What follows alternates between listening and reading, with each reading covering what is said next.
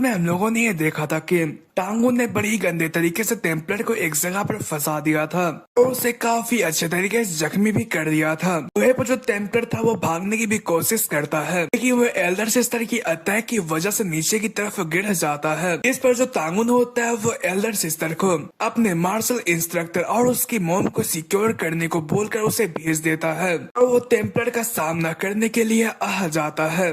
अब आगे वही पर एपिसोड के स्टार्टिंग में हमें ये दिखाया जाता है कि टांगुन उस टेम्पलर के पास जाता हुआ ये कहता है कि तुम कावर्ड की तरह मेरे पास से मत भागो, क्योंकि मुझे तुमसे काफी सारे क्वेश्चन से पूछने हैं। इस पर जो ये टेम्पलर होता है वो काफी गुस्सा हो जाता है और वो ये कहता है कि तुम तो पहले की तरह ही बहुत ही खराब मुंह चलाते हो। तो ठीक है, जबकि तुम मुझे धमकाने की हिम्मत कर रहे हो तो अब तुम्हें मेरा सामना करना पड़ेगा। और वो ये सब कहकर काफी सारे बीस्ट सियांगसी को समन करते हुए इससे टांगुन के ऊपर अटैक करवा देता है। लेकिन जो टांगुन होता है वो एक ही अटैक है जिसका के नाम वाइल्ड विंड फ्रेंजी होता है, उसका इस्तेमाल करते हुए सारे के सारे बीस्ट जियांगसी को ठिकाने लगा देता है। उसके बाद वो टेम्पलर के ऊपर अटैक करने के लिए जाने लगा होता है। ये देखकर टेम्पलर काफी हैरान हो जाता है और वो मार खाते हुए ये कहता है कि तो मार्शल आर्ट्स है ना। पर इस पंच की वजह से जो ये टेम्पलर होता है वो उड़ता हुआ काफी दूर जाकर गिरता है। तो फिर से टांगुन से मार खाता हुआ ये सोच रहा होता है कि जो ये बंदा है वो तो काफी फास्ट है, लेकिन रिपोर्ट के मुताबिक ये बात था कि जो ये बंदा है वो तो काफी कमजोर है। आखिर वो इतना ताकतवर कैसे हो सकता है? उसने थोड़ी ही टाइम का इस्तेमाल करते हुए इतने ज्यादा लेवल को हासिल किया है। साथ ही साथ इस बंदे ने भी मार्शल आर्ट्स को भी सीख लिया है। आखिर यह कैसे हो सकता है? पर वो इतना कुछ सोचने के बाद अपने प्रेशर का इस्तेमाल करते हुए टांगुन को पीछे की तरफ धकेल देता है। इसे देखकर टांगुन ये कहता है कि क्या तुम्हारे पास इतना ही बस कुछ था क्या? अगर इतना ही तुम्हारे पास मौजूद है तो मुझे ये लगता है कि मैं तुमसे काफी डिसअपॉइंट हूँ। पर जो ये टेम्पलर होता है वो काफी गुस्सा हो जाता है और वो फिर से टांगुन के ऊपर काफी सारे बीस्ट जियांगसी से अटैक करवाता है। देखकर टांगुन ये सोच रहा होता है कि वो तो फिर से सेम ट्रिक का इस्तेमाल कर रहा है, लेकिन टेम्पलर इस बार हल्का सा ट्विस्ट लाता है और वो इन सभी जियांगसी को एक्सप्लोड कर देता है। पर इस चीज की वजह से ये सारे के सारे जियांगसी होते हैं वो टांगुन के पास जाकर एक जोरदार ब्लास्ट ओपन करते हैं। पर इस मौके का फायदा उठाते हुए जो ये टेम्पलर होता है वो भागता हुआ ये कह रहा होता है कि मुझे ये नहीं लगा था कि मुझे इतने प्रीसियस बीस्ट जियांगसी का उसके ऊपर इस्तेमाल करना पड़ेगा। ये तो काफी ज्यादा वेस्ट है, लेकिन फिर भी क्या ही कर सकते हैं। पर वो आगे भाग पाता है उससे पहले ही टांगुन उसके सामने आ जाता है और वो उसे पंच मारते हुए कहता है कि आखिर तुम कहाँ पर जा रहे हो? तो ये कहकर उसे एक जोरदार पंच मारते हुए पीछे की तरफ धकेल देता है। पर इस चीज की वजह से टेम्पलर की हालत काफी ज्यादा बुरी हो जाती है। वहीं पर ये बंदा ये सोच रहा होता है कि मेरी फॉर्मेशन सेटअप की डिस्ट्रॉय होने की वजह से मुझे इस स्पेल को कास्ट करने के लिए काफी ज्यादा टाइम लग रहा है, लेकिन जो ये बंदा वो तो मुझे उतना ही टाइम नहीं दे रहा है। टांगुन उसके पास आता हुआ ये कहता है कि तुमने मेरे बुक को चोरी करते हुए कल्टीवेट करा, लेकिन इतना टाइम तक कल्टीवेट करने के बावजूद भी तुम्हारे पास बस इतना ही है। इस पर टेम्पलर ये कहता है कि ये सारी की सारी गलती तुम्हारी है, तुमने मेरे फॉर्मेशन को डिस्ट्रॉय किया, इसी की वजह से मैं काफी कमजोर हो चुका हूँ। इस पर टांगुन ये कहता है कि हाँ मैंने ये करा, लेकिन फिर भी तुम यहाँ पर भाग रहे हो और तुम मेरे बारे में बुराइयां कर रहे हो, लेकिन इसमें सारी की सारी गलती तुम्हारी है। तब मैंने पहली दफा ये सुना था कि तुम हायर स्टेज के अंदर पहुंच चुके हो तो मैंने तुम्हारे ऊपर काफी सारी एक्सपेक्टेशन लगाई थी, लेकिन ये काफी बुरा है। इस चीज की वजह से ये टेम्पलर और भी गुस्सा हो जाता है और वो अपनी एनर्जी को रिलीज करते हुए टांगुन के ऊपर अटैक करने के लिए चला जाता है। वहीं पर उसके अटैक को देखकर टांगुन ये सोच रहा होता है कि इतनी सारी बेइज्जती करने के बावजूद भी इस बंदे के पास बस यही बचा था, अब बस मेरा हो चुका है। और वो ये कहकर इस बंदे के दोनों हाथों को पकड़ लेता है और वो उसके हाथों को दबाना शुरू कर जाता है। इसकी वजह से इस बंदे को काफी पेन हो रहा होता है।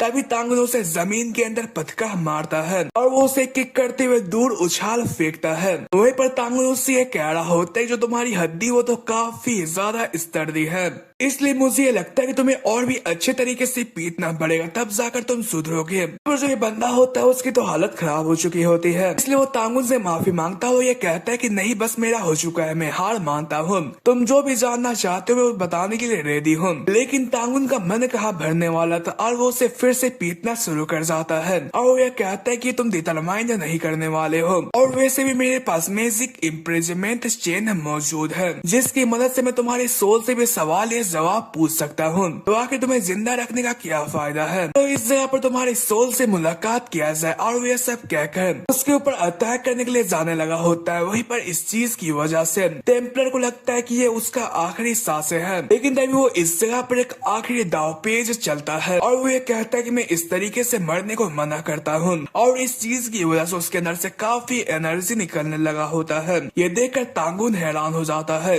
और वो ये कहता है कि आखिर ये क्या है। पर इसी के साथ ही तांगुन एक अजीब सी जगह के अंदर चला जा चुका होता है और वो ये कहता है कि तो वो बंदा इस जगह पर एक अजीब से ट्रिक को छुपा कर रखा हुआ था। मैंने ये एक्सपेक्ट नहीं किया था कि वो मेरे रोप को चीरते हुए मेरे माइंड के ऊपर हमला कर सकता है। तभी उसके सोल्स अपीयर होते हैं और वो परेशान होते हुए उसे ये बताते हैं कि माय लॉर्ड, जो ये सोर्सरी है वो काफी हाई लेवल की है। इस पर तांगुन भी ये कहता है कि हाँ, ये मानता हूँ कि जो इस बंदे की स्पेल सोर्सरी है वो काफी हाई लेवल की है। तो यही चीज ये प्रूव करती है कि जो वो बंदा वो सोसाइटी से बिलोंग करता है। फिर उससे इस जगह पर टेम्पलर की आवाज आती है। वो ये कहता है कि जूनियर हेवनली डीमन, मैं आपको ये बताना चाहता हूँ कि आप मेरे सोल प्रिजन के अंदर बंध चुके हैं, आई मीन कैद हो चुके हैं। इस पर तांगुन में बड़ी अच्छी अंदाज से ये कहता है कि ओ हेलो बुद्धे कहीं के। इस पर ये टेम्पलर ये बता रहा होता है कि मैंने इस स्पेल को कास्ट करने के लिए अपनी जान को जोखिम में डाला है,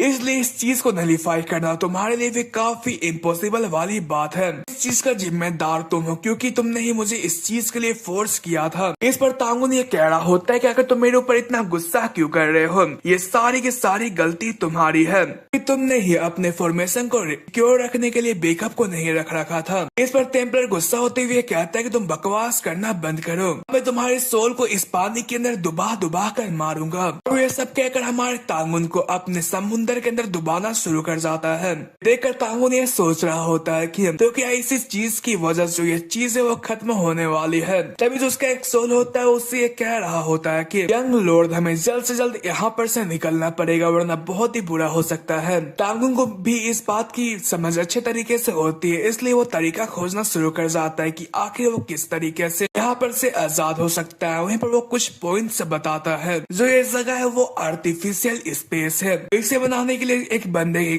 कॉन्शियसनेस को इसके अंदर डालना पड़ता है और वो यही आसपास होगी। तो इसका मतलब ये कि टेम्पलर की जो कॉन्शियसनेस है वो यही आसपास और मुझे उसे खोजना पड़ेगा। तो कुछ समय के अंदर वो काफी सारी पहेलियों को बुझाने के बाद उसे ये पता चल जाता है कि आखिर वो इस चीज के अंदर से कैसे निकले और वो ये सब कहकर अपने हाथ के अंदर एनर्जी को इकट्ठा करता है और सीधा उसे अपने दिल के अंदर डाल देता है। वहीं पर उसे ये करता हुआ देखकर उसके साथी होते हैं वो काफी हैरान हो जाते हैं और वो उससे ये पूछते हैं कि आखिर आप क्या कर रहे हैं, आखिर आप सुसाइड क्यों कर रहे हैं। इस पर तांगुन ये कह रहा होता है कि तुम इस चीज को इतना बड़ा मत बनाओ, उसे डूबने की बजाय बल्कि ऐसे ही मरना है ताकि मैं इस जगह के अंदर से निकल सकूं। उसके हर्ट का सीन दिखाया जाता है। उसके हर्ट का जगह ये टेम्पलर मौजूद होता है, वो भी उसके हर्ट के अंदर। वहीं पर तांगुन जो होता है अपने सीने के अंदर से टेम्पलर वाले हर्ट को बाहर की तरफ निकाल लेता है। वहीं पर इसी के साथ सीन शिफ्ट होता है। मार्शल इंस्ट्रक्टर को दिखाया जाता है जो कि 3 जियांगसी का सामना कर रहे होते हैं और वो बहुत ही अच्छे तरीके से इन सभी जियांगसी की पिटाई लगा रहे होते हैं और वो अपने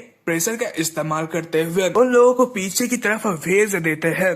पर ये जियांगसी ये कह रहा होता है कि अगर ऐसा ही चलता रहा तो हम ज्यादा टाइम तक उसे रोक नहीं पाएंगे। इस पर ये मेन जियांगसी ये कहती है कि मुझे इस चीज के बारे में पता है, बस मुझे यहाँ पर एक ओपनिंग चाहिए। लेकिन मुझे ये समझ नहीं आ रहा है कि वो बंदा एक इंसान होने के बावजूद भी इतना ताकतवर कैसे हो सकता है। मार्शल इंस्ट्रक्टर उनके ऊपर अटैक करने के लिए जाते हुए कहता है कि जो ये चीज है वो काफी अमेजिंग है। थोड़ी देर पहले तुम लोग तो काफी बकवास कर रहे थे, लेकिन अभी तुम लोग शांत बैठे हुए हो। वो इस मेन जियांगसी के ऊपर अटैक करते, लेकिन जो ये मेन जियांगसी होती है वो उसके अटैक को ब्लॉक कर लेती है और वो पीछे की तरफ जाते हुए कहते हैं कि मैं बाकी जियांगसी से काफी डिफरेंट हूँ। पर मार्शल इंस्ट्रक्टर ये कहते हैं कि हो अच्छा, तुम्हें लगता है कि तुम्हें और भी अच्छे तरीके से टेक्निक की मार खानी है। और वो ये सब कहने के बाद अपने विफ की मदद से 100 क्राइम फेंट विफ के अटैक को उसके ऊपर चलते हैं। तो इस वेव की मदद से उन तीनों के ऊपर काफी सारे अटैक्स करते हैं। वहीं पर इस चीज की वजह से इनकी काफी हालत खराब हो जाती है। वहीं पर ये मेन जियांगसी ये सोच रही होती है कि मुझे उस अटैक को रोकने में काफी दिक्कतें आ रही है और इसकी वजह से मेरे साथियों का जो हालत है वो तो और भी बुरा है, क्योंकि वो मेरे से काफी कमजोर है। अगर ऐसा ही चलता रहा तो हम सारे के सारे लोग खत्म हो जाएंगे। इसलिए वो अपने साथियों से ये कहते कि मुझे अगर उसे हराना है तो तुम तीनों को सेक्रीफाइस करना पड़ेगा। वह पर उसकी बात को सुनकर तो उसके तीनों साथी होते हैं वो अपने आप को सेक्रीफाइस करने के लिए मान जाते हैं। लोग आपस में डिस्कस करने के बाद जो ये तीनों बंदे होते हैं वो मार्शल इंस्ट्रक्टर के ऊपर अटैक करने के लिए जाने लगे होते हैं। और ये देखकर जो मार्शल इंस्ट्रक्टर होते हैं ये कहते तुम लोग तो पागलों की तरह मेरे ऊपर अटैक करने के लिए आ रहे हो। और ये सब कहने के बाद एक ही अटैक के अंदर इन तीनों के हाफ बॉडी को कट कर देते हैं। वहीं पर ये देखकर जो इंस्ट्रक्टर होते हैं वो काफी हैरान होते हैं, क्योंकि इन्होंने पहले ही मार्शल इंस्ट्रक्टर के ऊपर सामने से अटैक करा था, जिसकी वजह से मार्शल इंस्ट्रक्टर को इजी हुआ उन्हें मारने के लिए। तो इसी चीज के बारे में सोच रहे होते कि यहाँ पर कुछ तो गड़बड़ है दया। लेकिन वो जैसे इन लोगों को मारने के बाद सामने की तरफ देखते हैं तो जो ये मेन जियांगसी होती है वो उनके ऊपर अटैक करने के लिए आ चुकी होती है। ये देखकर उन्हें ये समझ में आ चुका होता है कि ये जो सारा का सारा प्लान था वो इस मेन जियांगसी का ही था, जो कि उसे यहाँ पर गार्ड को डाउन करवाने के बाद अच्छी तरीके से मसलने वाली थी। वहीं पर वो जो मेन जियांगसी होती है वो एक ही अटैक के अंदर मार्शल इंस्ट्रक्टर को खत्म करने वाली होती है। लेकिन तभी जो एक स्वर्ड होता है वो आते हुए इस मेन जियांगसी के हाथों को उड़ा फेंकता है। पर इस स्वर्ड को देखकर जो मार्शल इंस्ट्रक्टर होते हैं वो काफी हैरान होते हैं और जो ये मेन जियांगसी होती है वो भी काफी हैरान होती है, क्योंकि इस स्वर्ड के अंदर एंटी डीमन एनर्जी मौजूद थी। पर इसी के साथ में इस स्वर्ड को फेंकने वाली बंदी को दिखाया जाता है जो कि एल्डर सिस्टर होती है। वो मार्शल इंस्ट्रक्टर से ये पूछती कि आप ठीक है क्या। वहीं पर जो मेन जियांगसी होती है वो इसी चीज के बारे में सोच रही होती है कि तभी जो मार्शल इंस्ट्रक्टर होते हैं वो एक ही अटैक के अंदर इसका काम तमाम कर देते हैं। पर ये देखकर जो सीनियर सिस्टर होती है ये कहते कि क्या इतना ही था। इस पर मार्शल इंस्ट्रक्टर ये बताते कि हाँ बस इतने ही लोग यहाँ पर मौजूद थे। लेकिन यंग लेडी क्या आप हमें ये बता सकते कि आप यहाँ पर क्या कर रहे हैं। इस पर जो एल्डर सिस्टर होती है वो एम्बेरेस्ड होती हुई कहती कि सबसे इम्पोर्टेंट बात यह है कि हमें तांगुन की हेल्प करने नहीं जाना चाहिए क्या। इस पर मार्शल इंस्ट्रक्टर ये बताते कि नहीं हमें उसका साथ नहीं जाना चाहिए, क्योंकि उसने ये कहा था कि वो खुद उस बॉस का सामना अकेले करेगा। उसकी बात सुनकर जो एल्डर सिस्टर होती है वो काफी हैरान होते हैं। इस पर जो इंस्ट्रक्टर होते हैं उसे परेशान न होने को कहकर उसे ये बताते हैं कि वो पूरे तरीके से कॉन्फिडेंट लग रहा था, इसलिए वो सही होगा। वहीं पर इसी के साथ ही हमें तांगुन को दिखाया जाता है जो कि अपने साथियों को इस चीज को करने का कारण बता रहा होता है। वो ये कहता है कि अगर मैं पानी के अंदर डूब कर मारा जाता तो ये जो बंदा वो मेरे बॉडी के ऊपर कब्जा कर लेता, लेकिन जबकि मैंने खुद ब खुद को मार लिया है तो मैं इस चीज के अंदर से बाहर आ सकता हूँ। और ये सब कहने के बाद इस टेम्पलर वाले हार्ट को डिस्ट्रॉय कर देता है और उस हार्ट को डिस्ट्रॉय करते के साथ ही एक जोरदार एनर्जी निकलती है। हमारे तांगुन को लगता है कि वो इस स्पेस से निकल चुका है, लेकिन थोड़े ही से वक्त के अंदर जो टेम्पलर होता है वो इस स्पेस को चेंज करते हुए किसी और स्पेस के अंदर चेंज कर देता है। ये देख कर तांगुन ये कहता है कि वो ये बंदा तो काफी गजब का है, उसने पानी को चेंज करते हुए मुझे जंगल के अंदर ले लाया है। पर टेम्पलर तांगुन को ये बताता है कि यहाँ पर काफी सारे पॉइजनस क्रिएचर्स मौजूद है। मैं देखना चाहता हूँ कि आखिर तुम पॉइजन का सामना कैसे करते हो। इस पर तांगुन ये कहता है कि वो तुम तो यहाँ पर पॉइजन का इस्तेमाल कर रहे हो, लेकिन बच्चों अगर मैं तुम्हें एक बात बताऊँ तो मुझे पॉइजन से घंटा कोई फर्क नहीं पड़ता है। और वो ये कहकर पेड़ के ऊपर हाथ मारता है और वो उसके अंदर से एक तिद्दे को बाहर की तरफ निकालता है जो कि असल में टेम्परर होता है और वो इसे फिर से डिस्ट्रॉय कर देता है और फिर से एक रोशनी निकलती है और तांगुन एक और स्पेस के अंदर चला जाता है और वो इस बार आसमान के अंदर रहता है। लेकिन वो इस बार आते के साथ ये पता लगा लेता है कि आखिर जो टेम्पलर है वो कहाँ पर है और वो इस इलाके के ऊपर अटैक करता है। ऊपर आसमान में टेम्पलर का एक आंख बना हुआ होता है और जो ये अटैक होता है वो उसके ऊपर लगता है और जो ये स्पेस होता है वो डिस्ट्रॉय होते हुए पाकिस्तान वाले स्पेस के अंदर चेंज हो जाता है, लेकिन तांगुन भी इसके अंदर से निकल जाता है। इसी तरीके से काफी सारे स्पेस का टाइम आता है। जो तांगुन होता है वो काफी सारे स्पेस को डिस्ट्रॉय कर चुका होता है और वो लास्ट वाले स्पेस के अंदर आ चुका होता है। वहाँ पर इनकी आखिरी बॉस फाइट होने वाली है। वहीं पर तांगुन उससे ये कहता है कि आफ्टर ऑल इतना ज्यादा मेहनत करने के बाद हम लोग उसी जगह पर आ चुके हैं जहाँ पर हमने शुरुआत करी थी।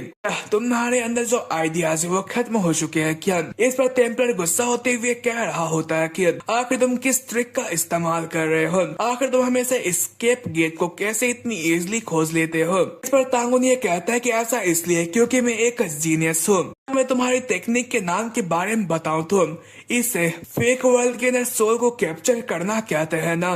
वो उसकी बात सुन जो ये बंदा होता है वो काफी हैरान हो जाता है और ये कहता है कि तुम्हें इसके बारे में कैसे पता चला? पर तांगुन ये कह रहा होता है तो अपने टेक्निक के ऊपर कुछ ज्यादा ही कॉन्फिडेंट थे और तुमने उसके बारे में काफी सारी बकवास चीजें करी और इसी चीज की वजह से मैंने इस चीज को यहाँ पर एनालाइज करते हुए इस स्पेल को एनालाइज कर लिया है। पर वो स्पेल के खासियत के बारे में बताता है। वो ये कहता है कि जो मार्शल आर्टिस्ट होते हैं वो फेम को पाने के लिए अपने टेक्निक्स के बारे में पूरी दुनिया को बताते चलते हैं, लेकिन जो सोर्सर्स होते हैं वो उनसे काफी डिफरेंट होते हैं। वो अपने स्पेल्स के नेम्स को पूरे तरीके से हाइड रखते हैं। वो ऐसा इसलिए करते हैं क्योंकि अगर ओपोनेंट को उनके स्पेल के बारे में पता ही नहीं होगा तो उन्हें अपने जाल में फंसा पाना और भी इजी होता है। जबकि मुझे इस नाम के बारे में पता चल चुका है तो और साथ ही साथ इस टेक्निक के तोड़ के बारे में पता चल चुका है तो अब ये एक प्रिजन नहीं रहा। और ये सब कहने के बाद इस स्पेस को तोड़ना शुरू कर जाता है। वहीं पर जो ये स्पेस होता है उसे टूटता हुआ देखकर जो ये टेम्पलर होता है ये कह रहा होता है कि ऐसा नहीं हो सकता है, मैंने इस चीज को यहाँ पर बनाने के लिए अपनी जान तक दे दी थी।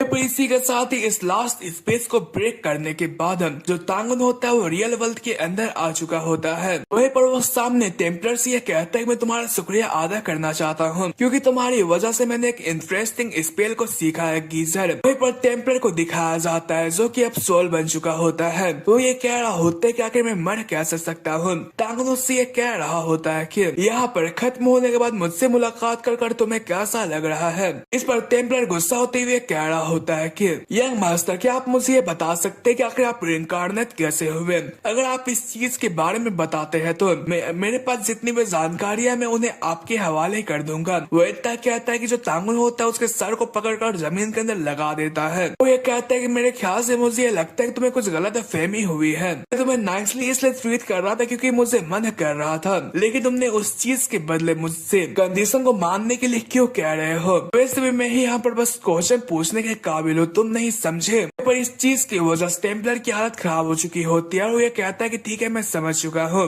वहीं पर जो तांगुन होता है वो बैठकर टीचर की तरह सवाल करना शुरू कर जाता है और वो ये कहता है कि 6 साल पहले जब मैं स्काई सेटरिंग पिक के अंदर मारा गया था तो आखिर उसके बाद तियानशान माउंटेन्स के अंदर क्या हुआ था? तुम यहाँ पर सभी चीजों के बारे में मुझे बताओ, तुम एक भी चीज को छुपाने की कोशिश मत करना। उसकी बात को सुनो जो टेम्पलर होता है वो सारी की सारी बातों को बताना शुरू कर जाता है। वो ये कहता है कि 6 साल पहले स्काई सेटरिंग पीक के अंदर काफी खतरनाक बैटल हुआ था। दौरान अपने अपने पावर का इस्तेमाल करते हुए सारे के सारे एल्डर्स और एग्जीक्यूटिव्स को खत्म कर दिया था और इसी चीज की वजह से कल्ट के अंदर एक बहुत ही बड़ा रिबेलियन शुरू हो चुका था और इस रिबेलियन को शुरू करने वाले 5 सेक्ट मौजूद थे। उनका नाम ये है savage fist demon beast sect, 9 sets true demon sect, north sea blade demon sect, killing demon ghost sect और great desert wind demon sect. 5 sect ने मिलकर रिबेलियन को शुरू किया और इन लोगों ने एक अलायंस को बनाया और उन्होंने अलायंस बनाई थी के साथ ही sun moon black demon sect को डिस्ट्रॉय कर दिया जो कि लॉर्ड होल को प्रोटेक्ट किया करता थे। उसी के साथ उन लोगों ने डिवन वर्शिपिंग डिवाइन फायर सेक्ट के अंदर इन्वेड भी किया ताकि वो मास्टर की बॉडी को हासिल कर सके। लोगों ने ऐसा इसलिए किया क्योंकि अगर वो लोग इस जगह पर मास्टर की बॉडी को हासिल कर लेते तो यहाँ पर डिवाइन फायर सेक्ट को छोड़कर जितने भी बाकी के सेक्ट थे उन्हें ना चाहते हुए उनकी बात मानना पड़ता। उसी दौरान जो सिविल वार था वो शुरू हो गया और इस चीज की वजह से रेडियोमर फैलना शुरू हो गई कि उन्होंने मास्टर की बॉडी को सिक्योर करने में नाकामयाब रहे। पर इस चीज की वजह से तांगुन काफी सीरियस हो जाता है और ये पूछता है तो इसके बाद मास्टर के साथ क्या हुआ। वह उसके इतने फियरसम आइस को देखकर जो ये बंदा होता है वो काफी घबरा जाता है और ये कहते है कि आखिर इसकी आंखें जो है उतनी पावरफुल कैसे हो सकती है? क्या जो एक बंदा है वो इतना खतरनाक आई को पोजेस कर सकता है? लेकिन ये बंदा एक इंसान थोड़ी से, वो तो एक मॉन्स्टर है जो कि जिंदा रहते हुए भी घोस्ट के ऊपर राज करता है। ये तो घोस्ट किंग है। जैसे मैं घोस्ट बनाऊं तो मुझे ये फील हो रहा है कि मुझे उससे काफी डर महसूस हो रहा है। अगर मैं उसे अपोज नहीं कर सकता तो मुझे ये कोशिश करना चाहिए कि वो मुझे डिस्ट्रॉय ना करे। वो आगे ये कह रहा होता है जो कल्ट लीडर, वह पर इतना कहता है कि तभी उन्हें एक अचानक से जोरदार झटका लगता है। यहाँ पर तांगुन को भी एक जोरदार झटका लगता है क्योंकि जो जमीन होती है वो बहुत ही जोरों से हिलना शुरू कर जाती है। ये देखकर तांगुन ये कह रहा होता है कि यहाँ पर कोई चीज अप्रोच कर रही है। तभी जो ब्लैक कलर की एनर्जी होती है वो इस टेम्पलर को चारों तरफ से घेर लेती है। ये देखकर टेम्पलर काफी परेशान हो जाता है और ये कहता है कि ये तो वहीं पर जो सोल्स होते हैं वो तांगुन को ये बताते हैं कि जूनियर लॉर्ड जो ये चीज है वो एक ऑर्डिनरी चीज नहीं है। वहीं पर उसकी बात को सुनकर जो तांगुन होता है वो टेम्पलर से काफी दूर चला जाता है। वहीं पर जो टेम्पलर होता है वो तांगुन से ये कह रहा होता है कि जूनियर लॉर्ड प्लीज आप मुझे बचा लीजिए, अगर आप ऐसा करते तो मैं आपको सभी चीजों के बारे में बताऊंगा। वो ऐसा कहता है कि तभी जो एक बड़ा सा मुंह होता है वो बाहर की तरफ निकलता हुआ टेम्पलर को खा जाता है। वहीं पर इस चीज को देखकर तांगुन काफी हैरान हो जाता है और ये कहता है कि टेम्पलर के सोल को तो कंज्यूम कर लिया गया, आखिर जो ये चीज है वो क्या है?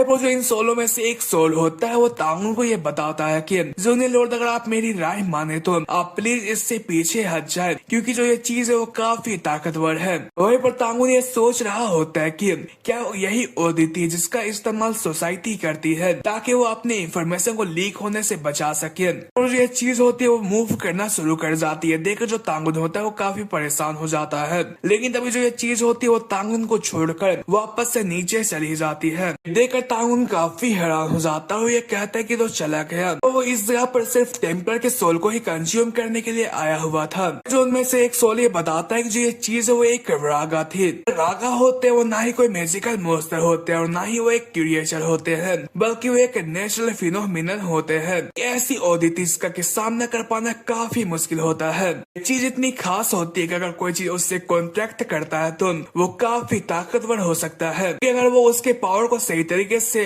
विल नहीं कर पाते हैं तो जो ये ओदिति होती है उन्हें कंज्यूम कर लेते हैं। तो उसके बाद उसमें जो तांगुन होता है वो काफी हैरान हो जाता है। जो तांगुन होता है उसी क्रैक के ऊपर हाथ रखता हुआ ये कहता है कि आखिर उस चीज की हिम्मत कैसे हुई यहाँ पर घोस्ट किंग के निवाले को उसके मुंह के अंदर से छीनने की। भले वो इस जगह पर से टेम्पलर को ले जा चुका है लेकिन जो उसकी फ्रेगमेंट की मेमोरी है वो अब भी यहाँ पर मौजूद है। और ये सब कहने के बाद अपने किसी स्पेल का इस्तेमाल करते हुए टेम्पलर्स की मेमोरी को देखना शुरू कर जाता है। आप उसे एक छोटी सी झलक द सोसाइटी के एक बंदे की दिखाई देती है जहाँ पर एक फ्रेगमेंट मेमोरी होने के बावजूद भी तांगुन को उस बंदे के अंदर से काफी प्रेशर महसूस हो रहा होता है। उसने काफी कोशिश करी उसके मेमोरी के अंदर उस बंदे की फेस देखने की, लेकिन वो इस चीज के अंदर नाकामयाब हो गया। पर वो आगे और भी टेम्पलर की मेमोरीज को देखना शुरू कर रहा होता है, लेकिन तभी जो उसका हाथ होता है उसके अंदर ब्लैक कलर की एनर्जी जो होती है वो घेरा करना शुरू कर जाती है। इस चीज की वजह से तांगुन काफी परेशान हो जाता है क्योंकि जो ये ब्लैक कलर की एनर्जी है वो रागा की एनर्जी है। अगर जो ये रागा है वो उसके ऊपर कब्जा कर लेता है तो द सोसाइटी को उसके बारे में पता चल जाएगा, इसलिए वो उसके मेमोरी से बाहर निकलने के लिए यहाँ पर अपने जीभ को काट लेता है और फाइनली उसके मेमोरी से बाहर की तरफ आ जाता है। पर इस चीज की वजह जो उसके सोल होते हैं उसके हालचाल के बारे में पूछते हैं, पर तांगुन ये कहता है कि वैसे तो मैं ठीक ही हूँ, लेकिन जो ये चीज था वो काफी खतरनाक था, लेकिन फिर भी मैंने काफी सारे इंफॉर्मेशन को इकट्ठा किया है। पर इस चीज की वजह जो उसके सोल्स होते हैं उसकी काफी तारीफें कर रहे होते हैं। पर तांगुन आगे ये सोच रहा होता है कि तुम कितनी ही कोशिश कर लो मेरे सामने कई सारी चीजों को छुपाने की, लेकिन फिर भी मैं आने वाले टाइम के अंदर उन सभी चीजों को अनकवर करूंगा। ये बात द सोसाइटी से कह रहा होता है। ठीक है, साथ ही सीन चेंज होता और हमें मास्टर टांग को दिखाया जाता है जो कि अपने जगह पर बैठे हुए होते हैं। तभी उसके पास एक बंदा आता है, वो ये कहता है कि आपको देखकर ऐसा लगता है कि आप यंग मास्टर टांग की फिक्र कर रहे हैं। इस पर ब्रांच फैमिली हेड ये कहते कि आखिर तुम ये क्या कर रहे हो। इस पर ये बंदा ये कहता है कि मैं ऐसा इसलिए कह रहा हूँ क्योंकि आपको जो काम करना था आप उस काम के ऊपर ध्यान नहीं दे पा रहे हैं। इस बंदे के बारे में बताया जाता है ये 9 ड्रैगन्स के ब्रांच फैमिली का डायरेक्टर टांग गन है और आप इसे घोस्ट जूजी भी कह सकते हैं। पर घोस्ट जूजी आगे यह कहता है कि तब से आपने ये सुना है कि जो यंग मास्टर है वो इंस्ट्रक्टर तांगुन और ग्रैंड मेट्रोन के साथ मिशन के लिए गए हुए हैं, तो आप काफी परेशान लग रहे हैं। ब्रांच फैमिली यदि ये कहते हैं कि तुम्हें जो ये चीज हो तो काफी एक्साइटेड कर रही होगी ना। इस पर ये बंदा हंसते हुए कह रहा होता है कि अगर जो यंग मास्टर है वो इस टेम्पलर के सर को यहाँ पर ले आते हैं तो ये काफी मजेदार होगा ना। इस पर ब्रांच फैमिली हेड ये कहते हैं कि तुम्हें सच में ऐसा लगता है कि ऐसा हो पाना पॉसिबल है। इस पर ये बंदा ये कहता है कि हाँ मैं ये बिलीव करता हूँ कि वो उसके सर को वापस लेकर आएगा। इस पर ब्रांच फैमिली हेड ये पूछते हैं कि आखिर तुम किस बुनियाद पर ये सारी की सारी बातें कर रहे हो। इस पर ये बंदा ये कहता है कि मैं ऐसा इसलिए कर रहा हूँ क्योंकि यंग मास्टर ने रिसेंटली काफी सारे कारनामे करे हैं।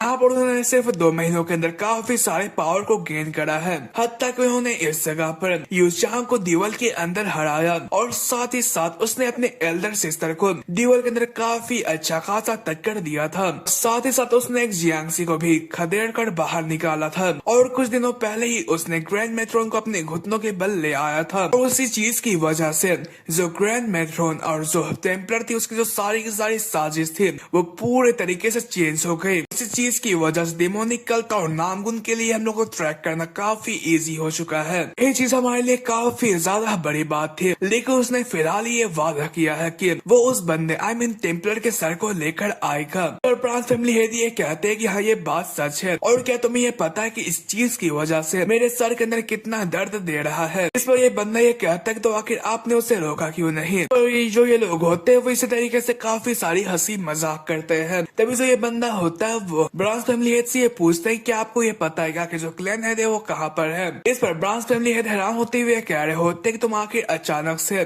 फैमिली हेड के बारे में बात क्यों कर रहे हो। इस पर ये बंदा ये बताता है कि वो अभी के वक्त पर लुबान्स के फोर्ज स्टोर के अंदर मौजूद है। इस का जो ब्रांच फैमिली हेड होते हैं वो काफी हैरान होते हैं। ये बंदा आगे ये कहता है कि मुझे ये सुनने को आया है कि जो क्लैन फैमिली हेड है वो सर लुबान के साथ मिलकर हैमर के ऊपर वार कर रहे हैं।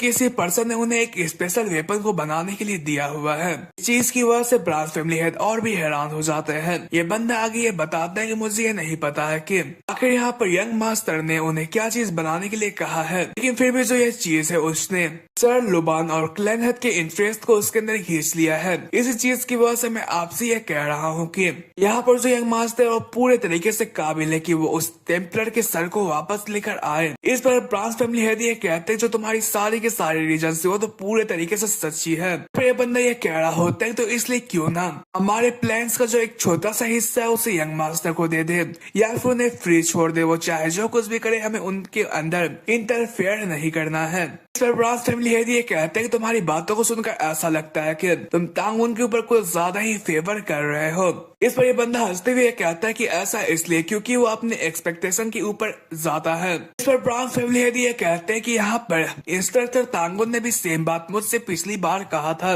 उसने ये कहा था कि अगर तांगुन को हम लोग ऐसे फ्री छोड़ देते हैं तो हमें इससे कुछ भी नहीं होने वाला है, लेकिन अगर हम लोग उसके चीज के अंदर इंटरफेयर करते हैं तो हम लोग इसकी वजह से जल जाएंगे। इस पर ये बंदा हंसते हुए कह रहा होता है कि आपकी जो सबऑर्डिनेट है आपने तो उसकी बात को समझ लिया है। फिर जो ये बंदा होता है वो आगे ये कहता है चलिए ठीक है मैं यहाँ पर से जाता हूँ अपने फ्यूचर प्लान्स के ऊपर काम करने के लिए। इस पर ब्रांच फैमिली हेड इसके लिए मान जाते हैं। वहीं पर इसी के साथ सीन चेंज होता है। हमारे ताउन को दिखाया जाता है जो कि अपना काम निपटाने के बाद इन लोगों के पास आ जाता है। यहाँ पर जो इंस्ट्रक्टर होते हैं वो तांगुन से ये कहते हैं कि तो तुम आ गए, मुझे ये लगा था कि तुम्हें कुछ हो गया होगा। इस पर तांगुन ये कहता है कि आपको जरा बराबर भी अपने डिसाइबल के ऊपर यकीन नहीं है ना। एल्डर सिस्टर तांगुन से ये पूछती क्या तुम्हें कहीं पर चोट लगी है क्या। तांगुन ये कहता है कि नहीं। तभी इंस्ट्रक्टर की नजर हमारे तांगुन के हाथ के ऊपर किसी झोले के ऊपर पड़ती है। तो तांगुन से ये पूछते है कि आखिर ये क्या चीज। इस पर तांगुन ये कहता है कि ये तो व्हाइट वोन रेड का हेड है। की बातों सुनकर जो इंस्ट्रक्टर होते हैं वो काफी हैरान हो जाते हैं और वो इस चीज को साइड पर करने के लिए कहते हैं और ये कहते हैं कि आखिर तुमने इस चीज को यहाँ पर क्यों लेकर आए हुए हो? क्या तुम डीमन कल्ट की तरह इस बंदे के सर को अपने स्टेट के बाहर लगाओगे क्या? इस पर तांगुन ये कहता है कि नहीं, ऐसी बात नहीं है, मैं तो अपने अचीवमेंट को जाहिर करने के लिए उसके सर को लेकर आया हुआ हूँ। इस पर जो इंस्ट्रक्टर होते हैं उसके ऊपर चिल्लाते हुए कह रहे होते हैं कि भले हम लोग तांग क्लैन से बिलोंग करते हैं, लेकिन फिर भी हम लोग ऑर्थोडॉक्स फैक्शन से बिलोंग करते हैं, इसलिए हमें ऐसा नहीं करना चाहिए। वो जो एल्डर सिस्टर होती है वो तांगुन को देखकर काफी हैरान हो रही होती है और वो ये कह रही होती है कि जो इसके पावर है वो तो पहले से काफी बढ़ चुकी है। जब हमारा सामना हुआ था तो तांगुन उस वक्त काफी कमजोर था, लेकिन वो पहले से काफी ताकतवर हो चुका है। और उसने अपने मार्शल आर्ट को भी बहुत पावरफुल बनाया और साथ ही साथ जो ये बंदा है वो काफी चालाक है, यहाँ तक कि उसने मेरे मदर को अपने ऑपरेशन के अंदर इस्तेमाल किया। मुझे नहीं लगा था कि कभी भी जो ये दोनों बंदे हैं वो आपस में साथ में काम कर सकते हैं। अभी जो एल्डर सिस्टर की स्पिरिचुअल रूथ होती है वो उसी ये कह रही होती है कि जो बंदा है वो सेम टू सेम मेरी तरह है। इस पर एल्डर सिस्टर ये कह रही होती है कि तुम्हारे कहने का ये मतलब है कि तांगुन के पास भी स्पिरिचुअल रूथ मौजूद है। ये सोल ये कहती है कि नहीं, ऐसा नहीं है, उसके पास स्पिरिचुअल रूथ मौजूद नहीं है और साथ ही साथ उसके पास एक्सेलेंट टैलेंट भी मौजूद नहीं है। इस पर एल्डर सिस्टर हैरान होते हुए कह रही होती है कि जबकि उसके पास स्पिरिचुअल रूथ मौजूद नहीं है तो आखिर तुमने ये क्यों कहा कि वो तुम्हारी तरह है? साथ ही साथ जो ये बंदा है उसकी टैलेंट काफी ज्यादा तगड़ी है, तो आखिर तुम ये क्यों कह रही हो कि जो उसकी टैलेंट है वो उतनी अच्छी नहीं है? इस पर ये सोल ये कह रही होती कि तो उससे भी काफी ज्यादा एक्सेलेंट है। ये बंदा है वो एक डीमन नहीं, वो एक डीमंस का किंग है। पर मुझे ये कहना चाहिए कि वो एक डीमन किंग है, एक ऐसा बंदा है जो कि यहाँ पर अपने सामने वाले आने वाले पर्सन को बीचों बीच से फाड़ सकता है। उसकी बात सुनकर जो एल्डर सिस्टर होती है वो काफी हैरान होती है। ये सोल हंसती हुई कह रही होती है लेकिन वो एक ह्यूमन है, तो आखिर जो एक इंसान है वो मेरी तरह कैसे हो सकता है? ये तो काफी अजीब, ये तो काफी अजीब है। लेकिन मैं तुम्हें एक ही सलाह देना चाहती हूँ, तुम्हें जितना हो सके उससे अच्छे तरीके से बर्ताव करना चाहिए, क्योंकि मुझे दूसरे को डिवोर्ड करना पसंद है, ना कि खुद डिवोर्ड होना पसंद है। उसकी रिएक्शन को देखकर जो एल्डर सिस्टर होती है वो काफी हैरान हो जाती है और वो ये कहती है अगर जो ये घोस्ट फेस है वो इस चीज के लिए यहाँ इतना रिएक्ट कर रही है तो काफी ज्यादा हैरानगी की बात है, क्योंकि जो डीमन कल्ट है वो फिलहाल में ही अपना मूव चल रहे हैं और जो तांगुन है वो इतना अच्छे तरीके से उसका सामना कर रहा है कि वो इस जगह पर काफी फेमस होने वाला है, क्योंकि उसने फिलहाल में ही उनके एक ऑटोपोड को डिस्ट्रॉय कर दिया। जो इसकी फेम है वो काफी बढ़ने वाली है और जैसे कि अगर मैं सच बताऊं तो जो टैलेंट तो उसके सामने काफी ज्यादा फीकी है। ऐसा ही चलता रहा तो जो तांगुन है वो सक्सेसफुल वार के अंदर काफी अच्छा परफॉर्म करेगा। अगर ऐसा होता है तो आखिर जो मेरी मदर है वो क्या करने वाली है? तो जो इंस्ट्रक्टर होते हैं वो तांगुन को सामने की तरफ कचरे के ऊपर हाथ डालता हुआ देखकर हैरान हो जाते हैं और वो उससे पूछते हैं कि तुम वहाँ पर क्या कर रहे हो? जो इस जगह वो तो पूरे तरीके से तबाह बर्बाद हो चुका है। तो जो तांगुन होता है वो उनसे ये कहता है कि आप जरा इंतजार कीजिए। तो जो तांगुन होता है वो अपने एक बंदे से ये पूछता है कि तो मुझे ये बता सकते हो क्या कि टेम्पर ने अपने सारे के सारे ट्रेजर्स को कहाँ पर छुपा रखा है? तो उसका सोल होता है उसे ये बताता है कि यही आसपास उसने अपने सारे के सारे ट्रेजर्स को छुपा रखा है। उसकी बात सुनो जो हमारा तांगुन होता है वो नीचे की तरफ ब्लास्ट करता है, की वजह से नीचे की तरफ एक रूम दिखाई देने लगा होता है। पर तांगुन ये बताता है कि यहाँ पर नीचे की तरफ ट्रेजर्स रखे हुए हैं। तो जो ये लोग होते हैं वो अंदर की तरफ जाते तो काफी सारे सामान रखे हुए होते हैं। ये देखकर जो इंस्ट्रक्टर होते हुए ये कह रहे होते हैं कि यहाँ पर तो सारी की सारी जो चीजें उसे अच्छे तरीके से रखा गया है। वो ये सब कहकर इस जगह पर बुक्स को पढ़ना शुरू कर जाते हैं और ये कह रहे होते हैं कि तो देखकर ऐसा लगता है कि ये डिमोनिक कल्ट का एक सीक्रेट कोड है, इसे अभी के वक्त पर एनालाइज करना काफी ज्यादा डिफिकल्ट है। यंग मास्टर तभी वो हमारे तांगुन को देखकर काफी हैरान हो जाता है, क्योंकि जो हमारा तांगुन होता है एक लेटर को पढ़ रहा होता है जहाँ पर ये लिखा हुआ होता है कि यहाँ पर दाओचिंग प्रोविंस के अंदर डिवाइन फायर सेक्ट के 3 रेमनेंट्स अपीयर हुए हैं। तुम उनका पीछा करो और उन लोगों को जिंदा पकड़ो। और सेक्ट लीडर के आने से पहले ही वहीं पर इस चीज को पढ़कर जो हमारा तांगुन होता है वो ये सोच रहा होता है कि फाइनली मैंने इस चीज को खोज लिया है। और इसी के साथ जो हमारा तांगुन होता है वो बताता है कि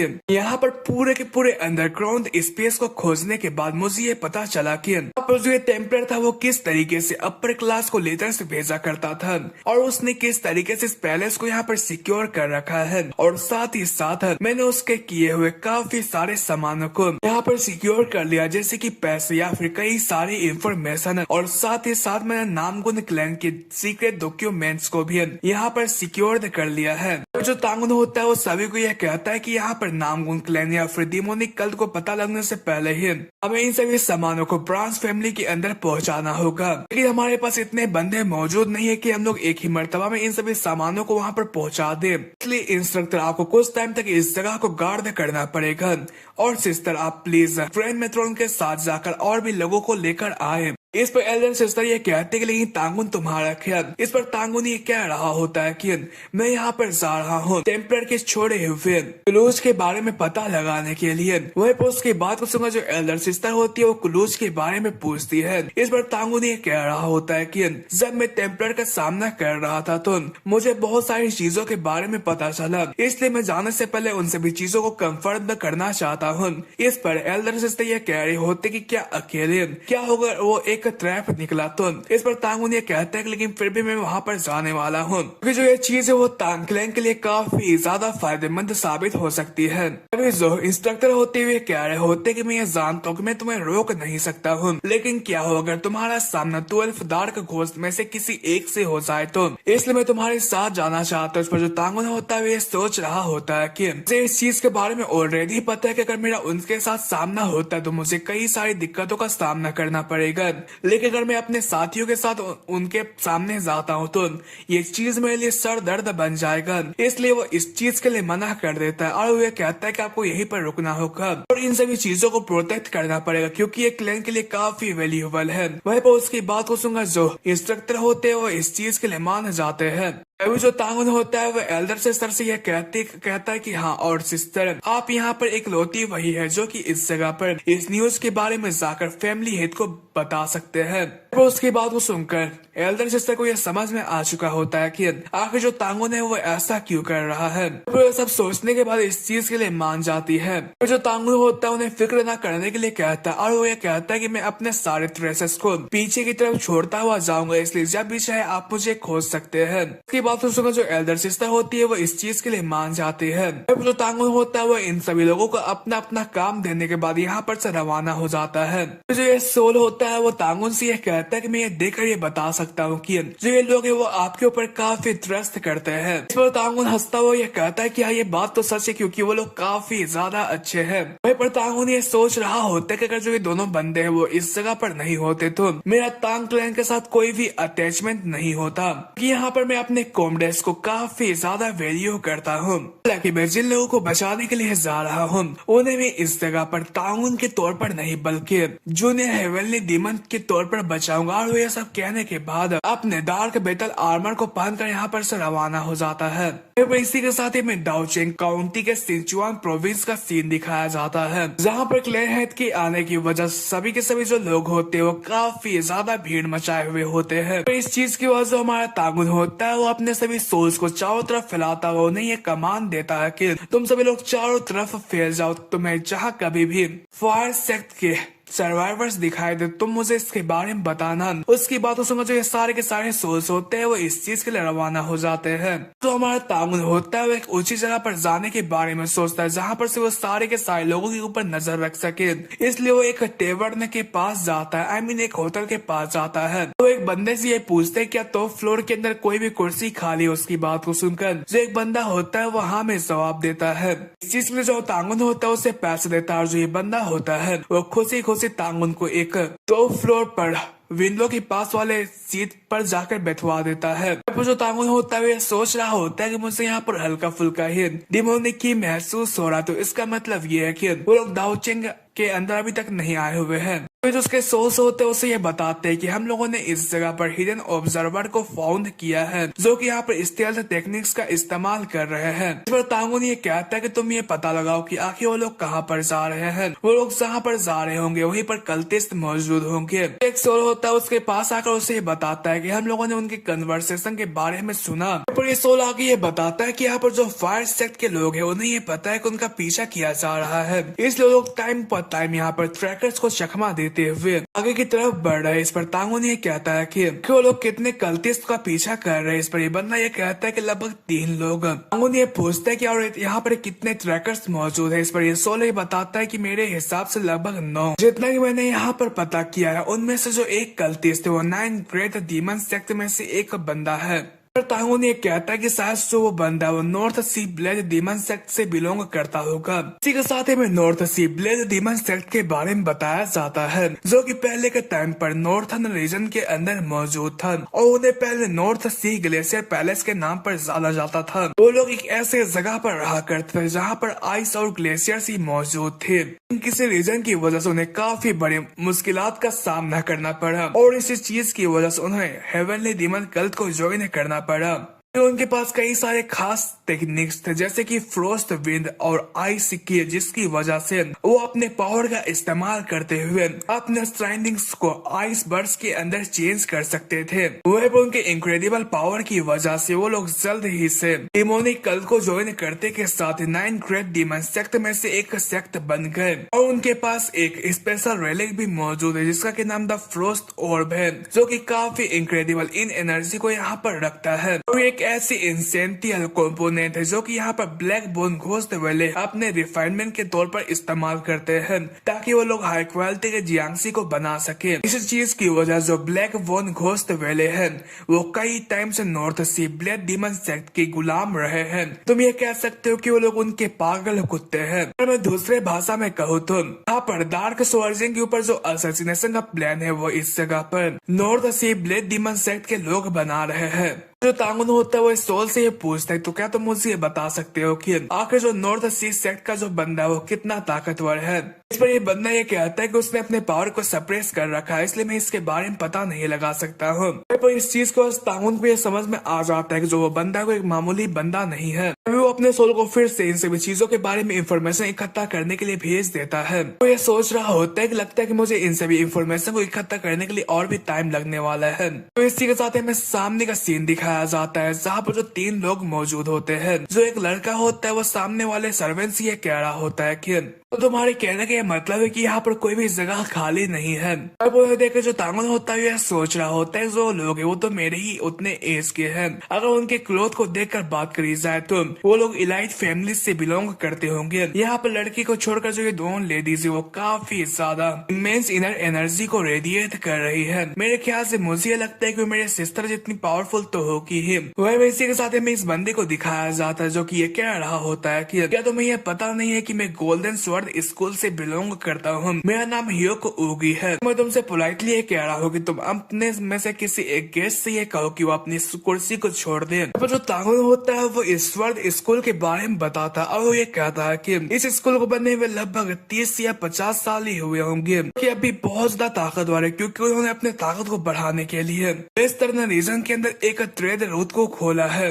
ये बंदा है वो उन्हीं स्कूल का एक डिसाइबल है। वहीं पर उसके पीछे वाली एक लड़की होती है उससे ये कह रही होती कि सर उगी हम लोग ठीक है।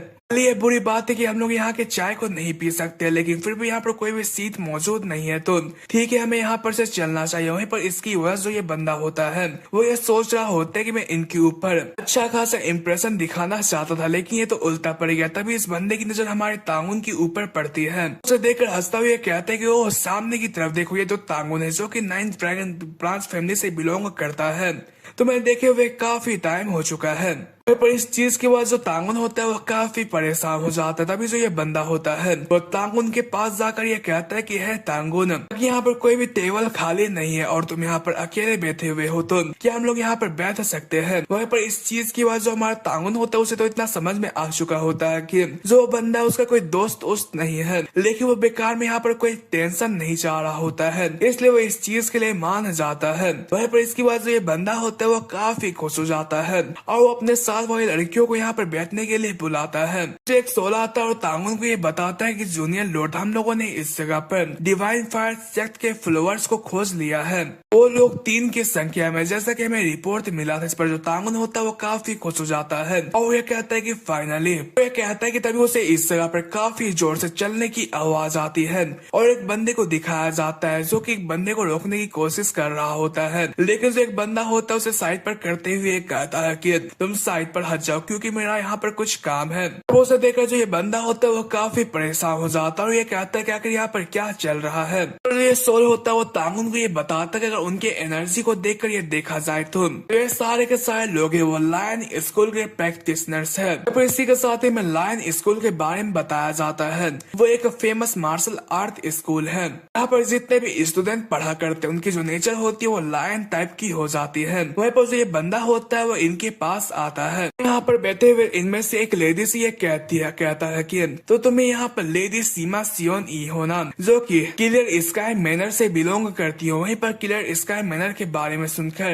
हमारा ताउन होता है वो काफी हैरान हो जाता है। वहीं पर जो सोल होता है यह बताता है कि मैंने यहाँ पर किलर हेवनस्वर्थ एम्पायर के बारे में एक र्यूमर सुना था कि उनकी एक डॉटर है। तो इसके हिसाब से ये लेडी है वही इस जगह पर उनकी डॉटर होगी। और जो किलर हेवनस्वर्थ एम्पायर वो कोई मामूली बंदे नहीं है, क्योंकि वो 10 ग्रैंड मास्टर्स में से आते हैं और उसी के अंदर डार्क सर्जन भी आते हैं। साथ ही साथ जो ये बंदा इस जगह पर आया हुआ है उसका जो स्कूल के जो मास्टर है उन्हें इस जगह पर द लायन ब्लेड किंग माना जाता है। उन्होंने एक वक्त पर किलर हेवनस्वर्थ एम्पायर को ड्यूल के लिए चैलेंज किया था और वो उस ड्यूल के अंदर हार गए थे। जो उनका ये डिसाइबल है वो अपने इज्जत को वापस से रिगेन करने के लिए आया हुआ है। फिर इसी के साथ में इस लेडी को दिखाया जाता है जो कि उस बंदे से ये कहती है कि क्या हो अगर मैं वही हुई जो कि तुम खोज रहे हो। उसके बाद उसका जो ये बंदा होता है उसे ग्रीटिंग्स पेश करते हुए कहता है कि मैं आपको अपनी ग्रीटिंग्स पेश करता हूँ। मैं लायन स्कूल का बाई दोयांग हूँ। मैं इस जगह पर लायन स्कूल के रिप्रेजेंटेटिव के तौर पर आपको ड्यूल के लिए चैलेंज करने के लिए आया हुआ हूँ।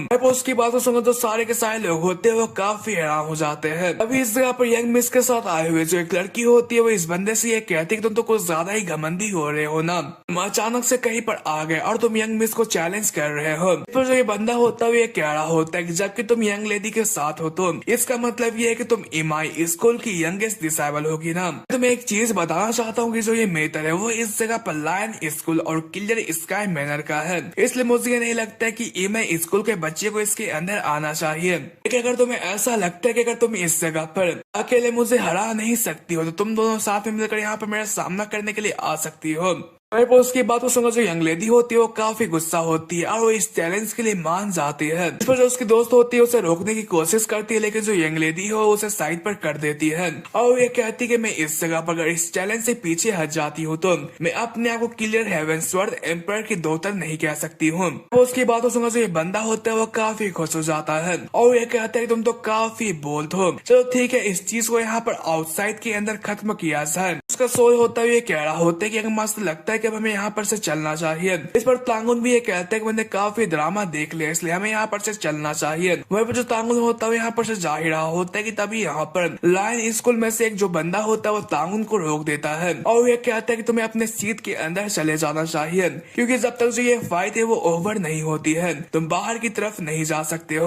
वहीं पर इस चीज की वजह से तांगुन काफी हैरान हो जाता है। तो जो ये बंदा होता है वो सभी को यह कह रहा होता है कि मैं आप सभी का स्वागत करने वाला हूँ आज के ड्यूल के अंदर जहाँ पर मैं लेडी सीमा का सामना करने वाला हूँ। तो तांगुन की तरफ इशारा करते हुए कहता है कि और स्पेशली तुम्हें भी इस चीज को देखना चाहिए क्योंकि तुम लेडी सामा के साथ ही हो। लेकिन तांगुन को इससे कोई घंटा फर्क नहीं पड़ता और इस बंदे को धक्का देते हुए जाने लगा होता है। ये देखा जो ये बंदा होता है उसके स्वर को हमारे तांगुन के ऊपर तान देता है और ये कहते क्या तुमने ये नहीं सुना कि यंग मास्टर ने आखिर क्या कहा। ये सुनते के साथ ही जो तांगुन होता है वो उसके मुंह को पकड़ लेता है और उसे साइड पर दीवार के अंदर गाड़ देता है। ये देखकर सारे के सारे लोग हैरान हो जाते हैं। तभी जो तांगुन होता है ये कहता है कि मैंने ये कहा था कि तुम साइड पर हट जाओ।